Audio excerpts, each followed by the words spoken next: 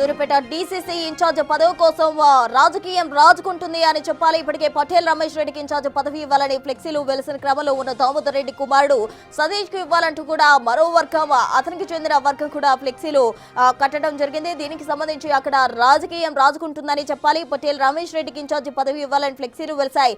2 సార్లు టికెట్లు త్యాగం చేసిన రమేష్ రెడ్డికి పదవి ఇవ్వాలంటూ ఫ్లెక్సీలు పెట్టారు ఆయన అనుచరులు. అయితే గత వారం దామోదర్ రెడ్డి కొడుకు సర్వోత్తం రెడ్డికి ఆ పదవి ఇవ్వాలంటూ ఆయన అనుచరులు ఫ్లెక్సీలు పెట్టడం జరిగింది. మొత్తంగా ఇది సూర్యాపేట జిల్లాలో పెద్ద వివాదంగా మారే అవకాశం కూడా ఉందంటూ అర్థమవుతోంది.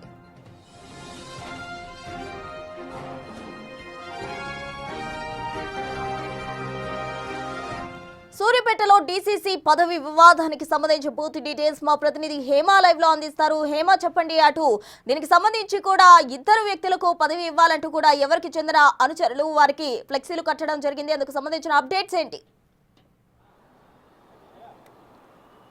మొత్తానికి ఒకవైపు రాష్ట్రంలో 22 మంది డీసీసీ అబ్జర్వర్లు రాష్ట్రానికి వచ్చారు. వాళ్లకు కేటాయించినటువంటి జిల్లాలు తిరుగుతున్నారు. ఇలాంటి సందర్భంలో కొన్ని జిల్లాలలో ప్రస్తుతం డీసీసీ ఎంపికకు సంబంధించి పెద్ద ఎత్తున వర్గ విభేదాలు చోటు చేసుకుంటున్నాయి. నిన్న మనం చూసాము అంబర్పేట్ నియోజకవర్గానికి ఎప్పుడైతే ఏసీసీ నుంచి వచ్చినటువంటి అబ్జర్వర్ వెళ్లారో ఆ సమయంలో అక్కడ ఆల్రెడీ ఎగ్జిస్ట్గా ఉన్నటువంటి డీసీసీ సంబంధించినటువంటి వర్గంతో పాటు అక్కడ స్థానికులు ఒక్కసారిగా వాగ్వాదానికి దిగారు.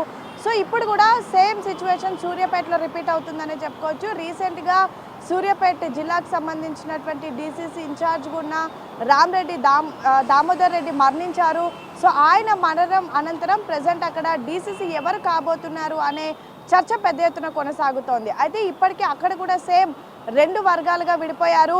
ఒక వర్గం దామోదర్ రెడ్డి కుటుంబానికి సపోర్ట్ చేస్తుంటే మరొక వర్గం ప్రస్తుతం టూరిజం కార్పొరేషన్ చైర్మన్గా ఉన్నటువంటి పటేల్ రమేష్ రెడ్డికి సపోర్ట్ చేస్తున్నారు. అయితే ప్రధానంగా గాంధీ భవన్ వేదికగా ఇరు వర్గాలకు సంబంధించినటువంటి అభ్యర్థుల ఫ్లెక్సీలు అయితే కలకలం రేపుతున్నాయి. సో ఇందులో భాగంగా మొన్న మనం చూస్తే అటు తుంగతుర్తికి సంబంధించినటువంటి నియోజకవర్గం కార్యకర్తలంతా కూడా ఒక్కసారిగా బ్యానర్లు కట్టారు. రామరెడ్డి దామోదర్ రెడ్డి ఎన్నో ఏళ్ల నుంచి కాంగ్రెస్ పార్టీ కోసం పనిచేశారని, ఎటువంటి ఇబ్బందులు ఉన్నా సరే కాంగ్రెస్ని వీడకుండా కాంగ్రెస్లోనే ఉన్నారు. సేమ్ టైం అప్పట్లో ఎన్టీఆర్ఏ మంత్రి పదవి ఇస్తాము, టీడీపీలో జాయిన్ అవ్వాలి అంటూ పిలిచినప్పుడు కూడా కాంగ్రెస్ని వీడలేదని, ఎటువంటి ఆటుపోట్లైనా సరే కాంగ్రెస్లోనే ఎదుర్కొన్నారు. అండ్ ఆయన కాంగ్రెస్ పార్టీకి చాలా చేశారు, నల్గొండ ప్రజలకు చాలా చేశారు, ఆయన ఆస్తులను కూడా అమ్ముకొని పార్టీ కోసం పనిచేశారు. సో ఇప్పుడు ఆయన మరణం అనంతరం ఏదైతే ఇన్ఛార్జ్ పదవి ఉందో అది ఖచ్చితంగా ఆయన కొడుకైనటువంటి రామరెడ్డి సర్వోత్తం రెడ్డికి ఇవ్వాలి అంటూ కూడా మేమంతా కోరుకుంటున్నాము. ఇస్తే కూడా మేమంతా ఆనందం వ్యక్తం చేస్తాము. అండ్ ఆయనకు పార్టీకి ఆయన ఎంతో చేశారు. సో ఇప్పుడు పార్టీ దామోదర్ రెడ్డికి చేయాల్సినటువంటి సమయం వచ్చింది. సో ఆయన కుటుంబంకి ఇప్పుడు చేయాలి అంటూ కూడా ఫ్లెక్సీలు మొత్తం కూడా వెలిసాయి. అది మనం చూసినటువంటి పరిస్థితి. ఇక సేమ్ టైం ఇప్పుడు మరొక ఫ్లెక్సీలు కూడా గాంధీ భవన్ వేదికగా వెలిసాయి. అటు ప్రస్తుతం టూరిజం కార్పొరేషన్ చైర్మన్గా ఉన్న నల్గొండకు సంబంధించినటువంటి వ్యక్తి పటేల్ రమేష్ రెడ్డికి కూడా ఖచ్చితంగా ఇవ్వాలి ఈ ఏదైతే డీసీసీ పదవి అంటూ కూడా పెద్ద ఎత్తున డిమాండ్ చేసినటువంటి పరిస్థితి. 2 సార్లు తన ఎమ్మెల్యే టికెట్ని వదులుకున్నారు, అయినప్పటికీ పార్టీని వీడలేదు. సేమ్ టైం పార్టీ కోసం అనేక పనులు చేస్తున్నారు. ప్రస్తుతం టూరిజం డెవలప్మెంట్లో కూడా ఆయన కృషి చాలా ఉంది. సో ఖచ్చితంగా ఆయనకు పదవి ఇవ్వాలి, డీసీసీ పదవి కట్టబెట్టాలి అంటూ కూడా ప్రస్తుతం ఫ్లెక్సీలు కట్టినటువంటి పరిస్థితి. అయితే ఈ 2 వర్గాలకు సంబంధించి కూడా ఇద్దరు వెనుక కూడా అటు కాంగ్రెస్ పార్టీకి సంబంధించినటువంటి ముఖ్య నేతలు ఉన్నారు అనే చర్చ కూడా జరుగుతోంది. అటు రామరెడ్డి దామోదర్ రెడ్డి కొడుకు సర్వోత్తం రెడ్డి వెనుక ఉత్తమ్ కుమార్ రెడ్డి ఉన్నారు, బలంగా ఉత్తమ్ కుమార్ రెడ్డి సపోర్ట్ చేస్తున్నారు. సో ఖచ్చితంగా ఆయనకు వస్తుంది అని ఒక టాక్ నడుస్తుంటే మరొక వైపు పటేల్ రమేష్ రెడ్డి వైపు ముఖ్యమంత్రి రేవంత్ రెడ్డి ఉన్నారు. ఖచ్చితంగా ముఖ్యమంత్రి రేవంత్ రెడ్డి కూడా పాజిటివ్ థాట్స్ ఇటు రమేష్ రెడ్డి వైపు ఉన్నారు అంటూ కూడా ఒక చర్చ జరుగుతుంది. అసలు ప్రధానంగా అసలు ఏం జరగబోతోంది, డీసీసీల ఎంపిక అనేది చాలా కీలకం అంటూ హైకమాండ్ చెప్తుంది. ఇప్పటికే అటు ఖర్గే కూడా అనేక మీటింగ్స్లో కూడా చెప్పినటువంటి పరిస్థితి. కాంగ్రెస్ పార్టీలో డీసీసీలే కీలక పాత్ర పోషించబోతున్నారు.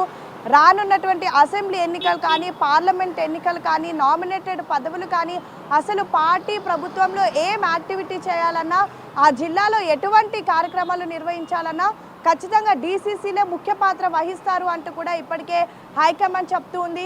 సో దీనికి సంబంధించి డీసీసీల ఎంపిక అనేది గతం నుంచి కూడా ఈ రోజు రేపు అంటూ వచ్చినప్పటికీ కూడా ఫైనల్గా ఏసీసీ 22 మంది అబ్జర్వర్లను వేసింది. 22 మంది అబ్జర్వర్లు కూడా ప్రస్తుతం తెలంగాణ రాష్ట్రంలో ఉన్నటువంటి జిల్లాలన్నీ కూడా పర్యటిస్తూ ఉన్నారు. అక్కడ వెళ్ళి ఒపీనియన్ పోల్ స్వీకరిస్తూ ఉన్నారు, అభిప్రాయ స్వీకరణ చేస్తూ ఉన్నారు. ప్రధానంగా అక్కడ ఉన్నటువంటి స్థానికులు ఏమనుకుంటున్నారు, ఎవరికి డీసీసీ అవకాశం ఇస్తే ఖచ్చితంగా ఆ జిల్లాలో అభివృద్ధి కార్యక్రమాలు కానివ్వండి, ఇతర కాంగ్రెస్ పార్టీ మరింత బలోపేతం చేయాలంటే ఎవరికి ఇవ్వాలి అనే కోణంలో కూడా సర్వేలు నిర్వహిస్తున్నారు. సో ఇలాంటి సందర్భంలో ప్రస్తుతం కొన్ని ఏరియాస్లో జరుగుతున్నటువంటి అంతర్గత విభేదాలు కానివ్వండి, వర్గపోరు కానివ్వండి, ప్రస్తుతం పార్టీకి ఒక తలనొప్పిగా మారిందని చెప్పుకోవచ్చు. ఎందుకంటే ఒకవైపు జూబ్లీహిల్స్ ఎన్నికలు కానివ్వండి, మరొక వైపు స్థానిక ఎన్నికలు, సుప్రీంకోర్టుకి వెళ్ళాలి, ఫైట్ చేయాలి, ఎలా అయినా సరే స్థానిక ఎన్నికలు నిర్వహించాలి అంటూ కాంగ్రెస్ పార్టీ భావిస్తున్నటువంటి ఇలాంటి సమయంలో డీసీసీ ఎంపిక ప్రక్రియలో ఇంత గందరగోళం చోటు చేసుకోవడం మాత్రం ఖచ్చితంగా పార్టీ దీనిపైన ఫుల్ ప్లెజర్డ్గా ఫోకస్ పెట్టింది. నిన్న అంబర్పేటలో కూడా ఒక్కసారిగా చూసాము, అక్కడ ఆల్రెడీ డీసీసీ అభ్యర్థిగా రోహిన్ రెడ్డి ఉన్నారు. సో రోహిన్ రెడ్డి వర్గానికి సంబంధించినటువంటి కొంతమంది ఎవరైతే వర్గీయులు ఉంటారో వాళ్ళంతా కూడా అక్కడ స్థానికులు వచ్చి ఏఐసీసీ అబ్జర్వర్ని కలిసి తాము ఎవరిని కావాలి డీసీసీ అభ్యర్థి అని చెప్పుకునే ప్రయత్నం చేస్తే వాళ్ళు అడ్డుకున్నారని పెద్ద ఎత్తున అక్కడ కవరేజ్ ఈ సంఘటనను కవరేజ్ చేస్తున్నటువంటి మీడియా వ్యక్తుల ఫోన్లు కూడా గుంజుకున్నారు. And same time DCC Rohin రెడ్డికి సంబంధించినటువంటి వర్గీయులు కొంతమంది బెదిరించారని, సీఎం పేరు చెప్పి బెదిరించారని, అండ్ సేమ్ టైం ఒకవేళ ఇప్పుడు అక్కడి నుంచి వెళ్ళకపోతే కేసులు కూడా పెడతామంటూ బెదిరించారంటూ కూడా నిన్న పెద్ద ఎత్తున అంబర్పేటలో జరిగినటువంటి గందరగోళ వాతావరణం చూసాం. ప్రస్తుతం సూర్యాపేటలో ఈ విధంగా జరుగుతుంది. ఇంకా కొన్ని ప్రాంతాల్లో అయితే ఏకంగా ఆల్రెడీ అక్కడ ఉన్నటువంటి స్థానికుల మధ్య కూడా వర్గ విభేదాలు బయటపడుతున్నాయి. వీటన్నిటిని కూడా ఏసీసీ అబ్జర్వర్లు అబ్జర్వ్ చేస్తున్నారు.